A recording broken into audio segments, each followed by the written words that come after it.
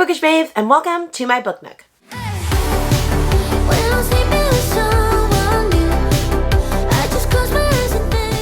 For those that are new around here, the name's Rainy. I teach elementary music and read a bunch of books, mainly thriller and horror, but I love reading romance, fantasy, literary fiction, all the other types of stuff. So if you're interested in that, subscribe to my channel. It'll really help my channel grow. First, I want to apologize if my voice sounds a little scratchy.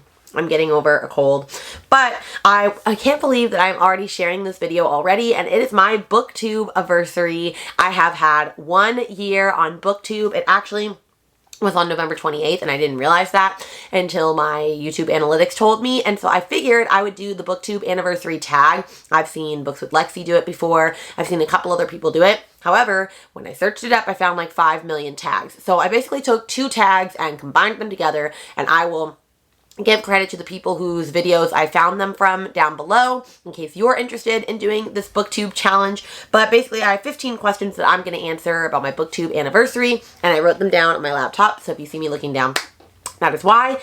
And so we're just going to talk about my year in the Booktube world. So let's get started. So question 1 is, how many years on Booktube are you celebrating? And like I said, I'm celebrating my 1 year anniversary, and it was actually on November 28th, 2022. So just like a couple days ago. So that's super exciting.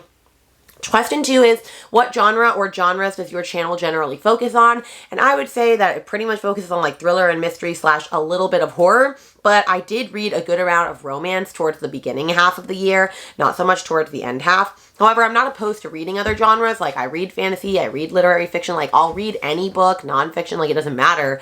But the books I generally tend to pick up are thriller and mystery / horror. And so I'm sure you've probably picked up on that as well, because most of my themed reading vlogs are thriller and stuff. Question 3 is, how have you changed from your first video to now?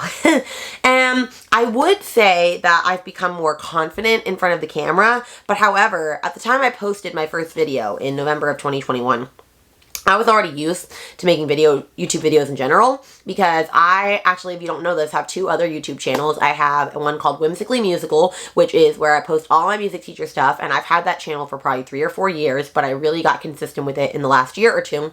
And then I had one called The Timely Teacherpreneur, which is where I shared like productivity tips and tricks for like teacher sellers in the TPT, Teachers by Teachers world.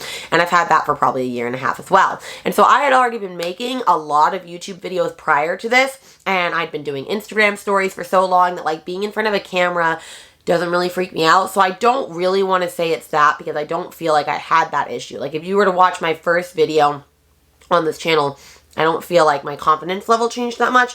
What I will say changed is my confidence in voicing my true opinions on books. I feel like for the first while, I didn't want to say anything bad about a book. I didn't want to, I don't know, I felt like who was I to be saying like my opinion on books and whatnot? I don't care about that anymore. I will trash a book if I think it is trash. I don't care if people agree with me or not, because at the end of the day, it's my reading journey, and the beauty of reading is that we all don't have to like the same type of books. If we did, that would be really boring. So I am free to voice my opinion on here, and you're free to follow me or not if you don't like what I have to say. So like, that's what I like to think about it. But I would say that would be the biggest thing that changed from my first video to now, is just feeling confident in my book reviews. Question 4 is, what are 3 of your favorite videos that you've made in the past year, and why / what videos are you most proud of and why? And so I was able to pick 2. The third one's just kind of a toss-up. The video that I'm the proudest of making is actually a series. It's my Making My Friends Show inspired TBR board game, where the one with like the trivia game from the Friends show, you see it every month if you watch it. And that actually is one of my most popular videos anyway. I still plan on continuing that into the new year. By the time you see this, I've already filmed the December one, so be ready for that in a couple of days. So I definitely loved Making My Friends inspired TBR reading challenge. I'm very proud of that. I would also say my Ashley Winstead reading vlog. So I did a reading vlog where I read In My Dreams I Hold a Knife and Fool Me Once. And this was at the very beginning of the year. This was kind of before she got big, because she wrote In My Dreams I Hold a Knife at the end of 2020. Oh, no, not the end of 2021. And she wasn't huge just yet. And so like I could still message her and she would respond to people on Instagram. But like what was crazy to me is I tagged her in this video on Instagram. She watched the whole video, and then she commented, and I know she watched the whole video because she commented on my cat's name that's like 3 minutes into the end of the video, and so I know that she watched it all, and that just blew my mind, and that was like a major accomplishment to me that like the author, who I loved both of her books, and I loved The Last Housewife as well, commented and watched my stuff, and I just felt so accomplished by that. So that will forever be a favorite reading vlog to me.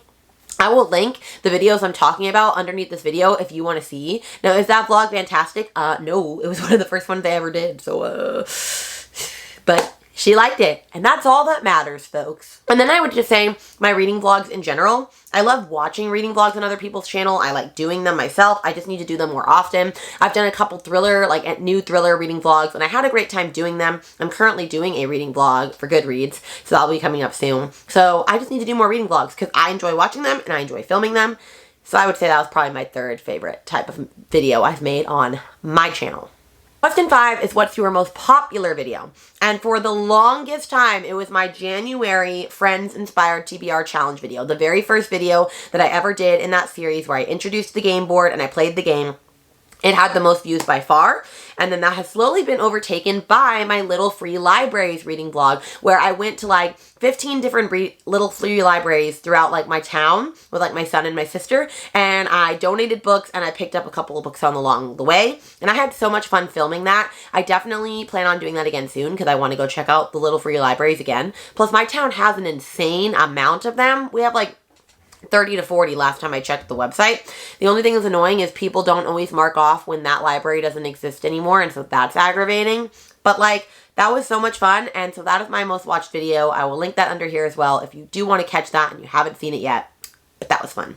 Question 6 is there anything that you plan to add to your channel next year? I plan on doing a lot more in this channel next year. I was consistent sometimes on here and sometimes not, and I hope that changes. And I know I'm saying that as I'm 18 weeks pregnant with the little baby, but you know what? It's fine. I believe in myself.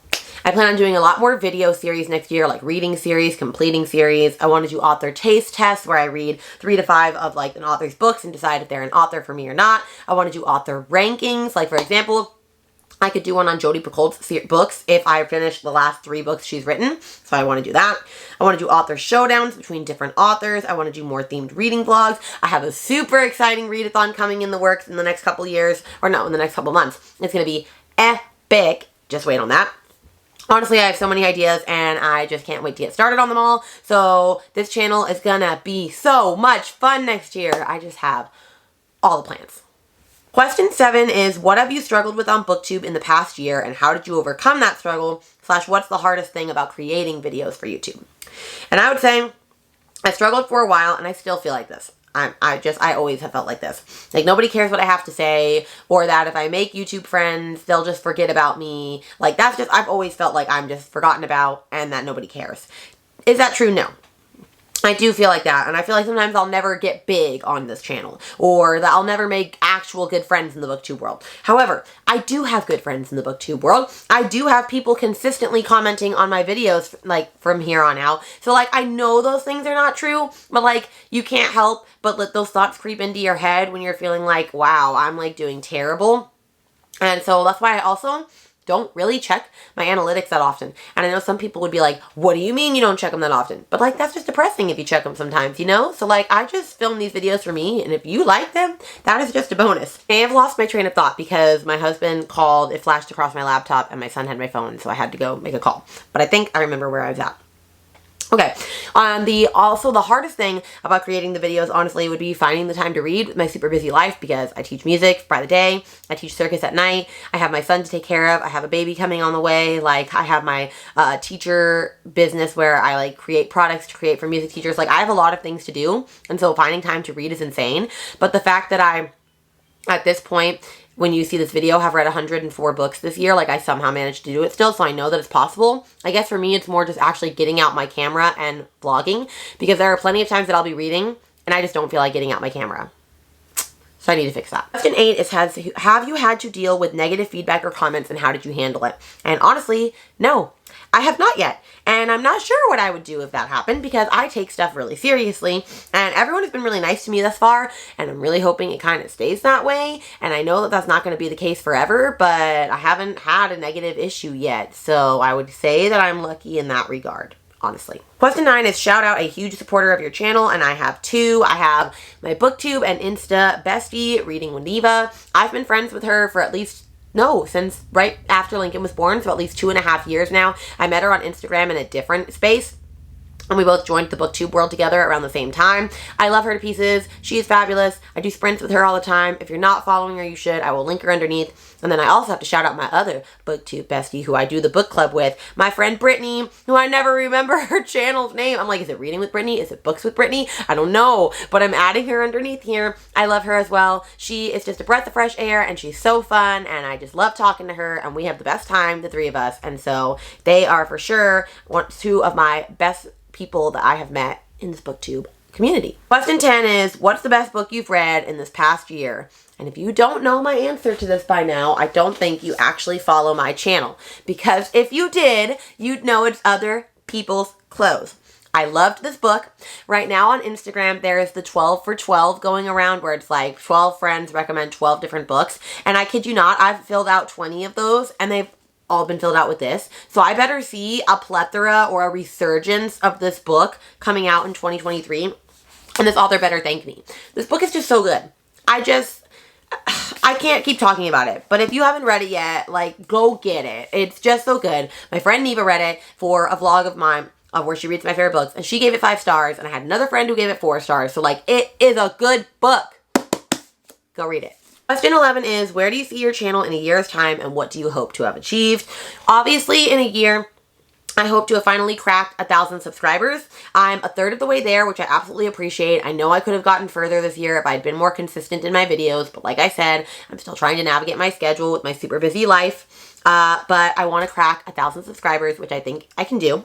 I also hope to have figured out what sort of videos I really enjoy making, the fun series that I can bring over to this channel that I can repeat, and I hope to have a much more consistent uploading schedule.